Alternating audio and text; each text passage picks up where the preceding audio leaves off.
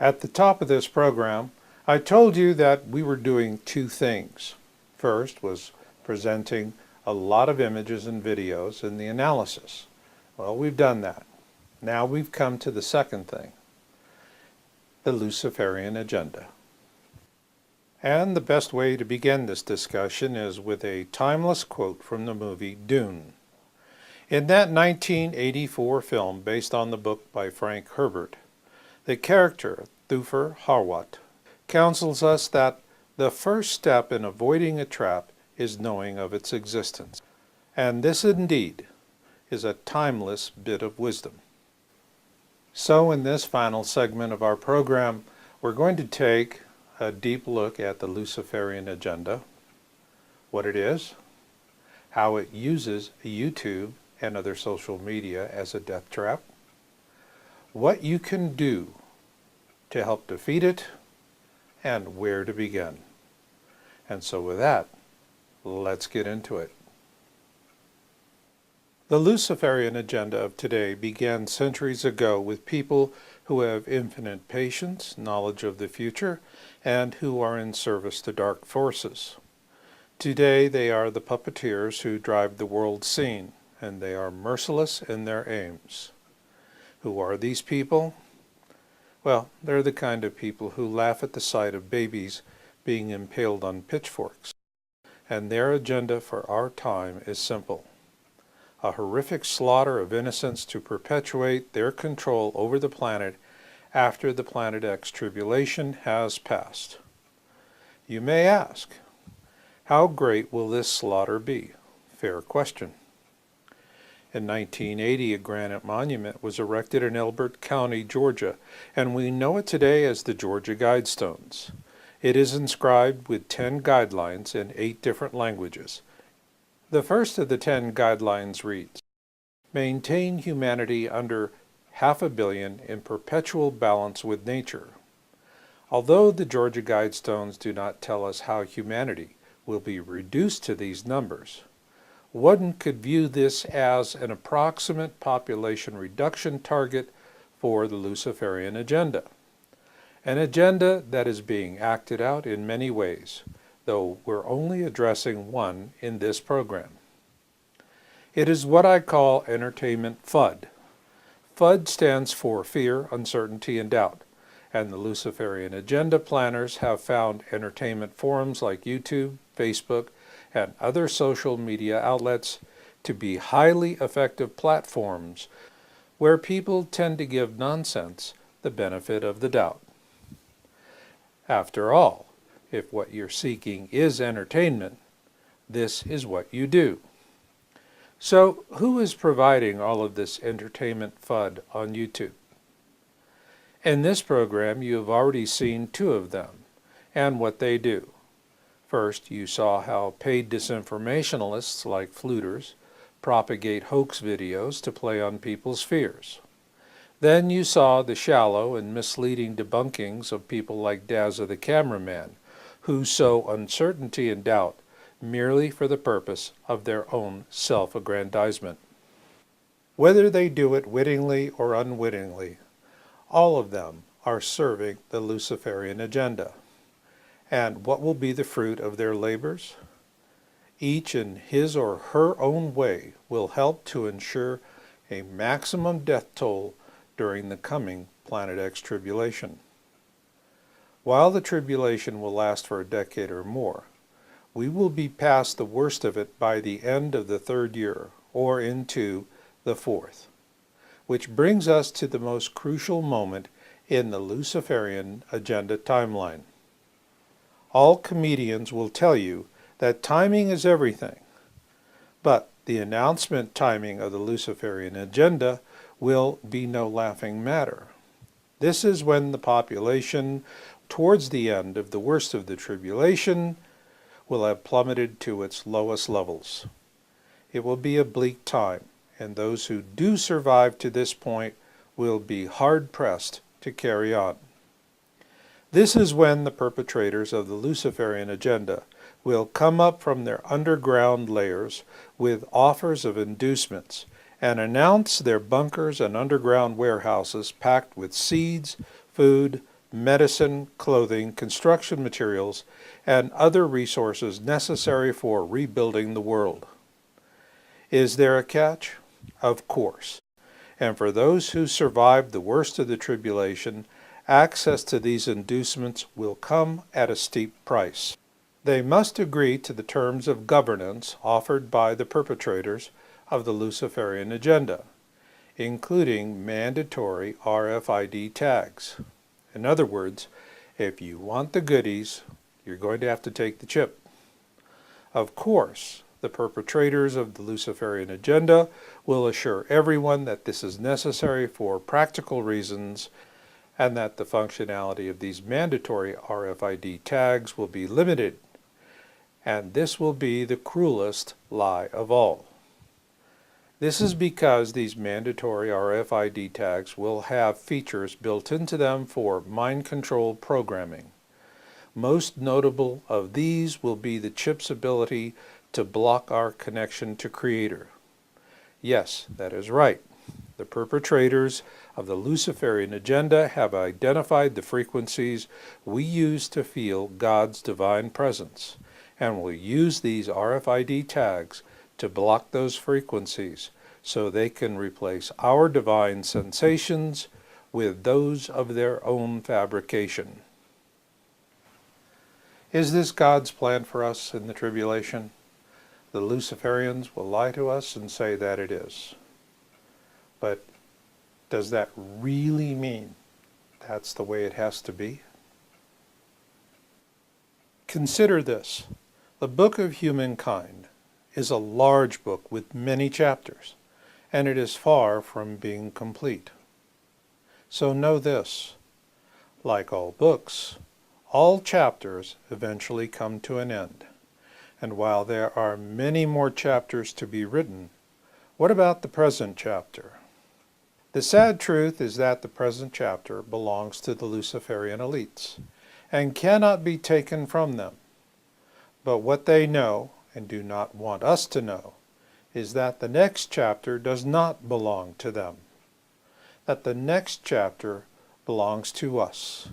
And the only way the Luciferian elites can own it is to bluff the remaining tribulation survivors with short-sighted offers of inducements. If the survivors fall for the bluff, then what will we lose? Our destiny to become an enlightened and truly free species, as God intends for us, provided we have the courage to do what it takes to claim our rightful future. This is why it is so important to do whatever we can to help the remaining survivors do what must be done, to call the bluff when the Luciferian elites offer their inducements of slavery. This is when enough of us must stand together and say no, knowing that we're not saying no to the carrot, but rather the stick. So, what could possibly motivate these hard-pressed survivors to do this?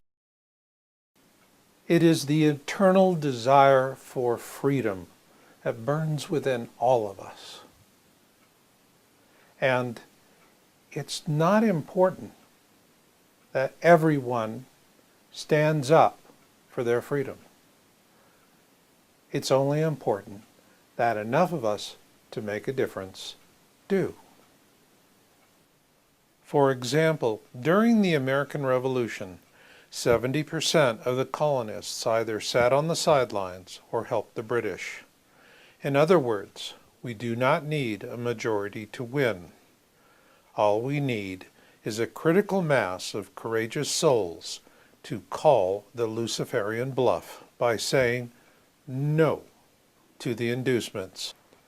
Therefore, how must future survivors be encouraged to act at this crucial moment in the future history of our species? Through violence? No. That is not the way to begin an age of enlightenment, for blood begets blood. Therefore, if we are to have a truly enlightened future, it must happen through peaceful and determined means.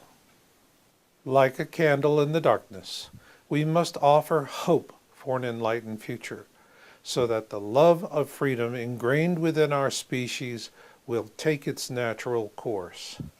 And it is my firm conviction that once this love of freedom is sparked within us as a species, no amount of evil can deter it. Therefore, if enough of us in awareness today survive to become these future sparks of freedom for our species, the human passion for freedom can and will be ignited, and in a multitude of ways. So, let me present just one way as an example. In 2015, I chose, along with many others, to become sparks for freedom. Our way may not be your way, but what makes each spark for freedom different also makes it special.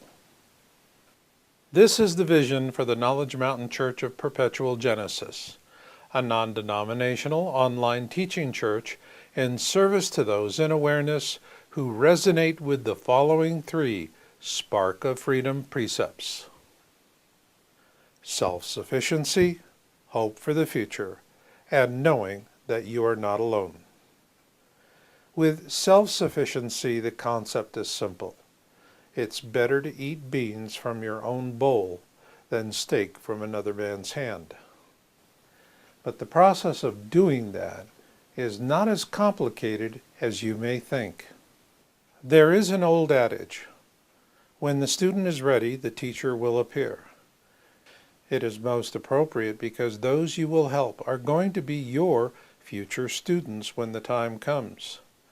You, on the other hand, are the teacher. Ergo, while you may appear mysteriously out of nowhere to the student, as the teacher, mentor, and comforter you are destined to be, your appearance is in no way mysterious. Herein is the key to your surviving the tribulation along with your loved ones. It is your ability to find the right sort of leader to bond your allegiance to. How do you find this person? In much the same way college recruiters find the very best students. The very best students all tend to follow predictable paths in search of the knowledge they need to excel. As a recruiter, all you need to do is to observe these predictable paths and then follow the students. Then, when you have identified your potential candidates, you quietly observe them to see if they are demonstrating the right abilities. And when you shake their hands, look deeply into their eyes and trust your instincts. Then, if you feel inclined, initiate a dialogue with an innocuous question such as, "What do you think of the weather? Isn't it a bit freakish these days?" If the answer is dismissive or trivial, then abandon this prospect and move on. This is because what you're looking to see is what is known as perception. In other words, does this person see the world exactly as it is? And if so, then test their perception with another weather-related question. Ask if he or she has ever looked up to see what the jets are spraying in the sky overhead. What you want to hear is that he or she has noticed it, and at the very least finds it to be out of place. If so, that means that this person is perceptive. Without this essential ability, no faith-based leader can be effective during the tribulation, let alone worthy of your assistance. So, are you ready to take action? Are you willing to become a spark for freedom in the future?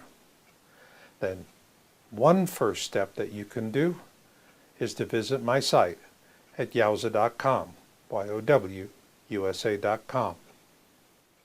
There you will find the article Awareness in the eye of the storm.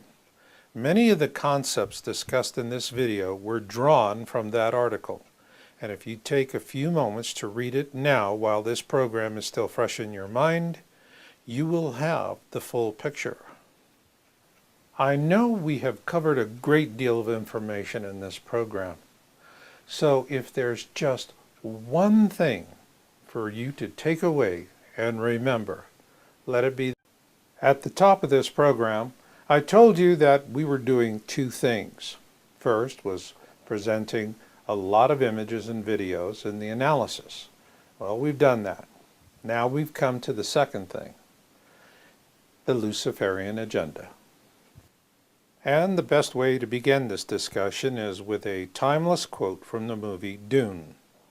In that 1984 film based on the book by Frank Herbert, the character Thufir Hawat counsels us that the first step in avoiding a trap is knowing of its existence, knowledge of the future, and who are in service to dark forces.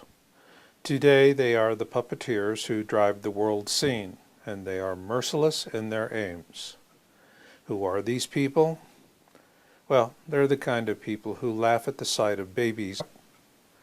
What you can do to help defeat it, and where to begin. And so with that, let's get into it. The Luciferian agenda of today began centuries ago with people who have infinite patience, and this indeed is a timeless bit of wisdom. So in this final segment of our program, we're going to take a deep look at the Luciferian agenda, what it is, how it uses YouTube and other social media as a death trap,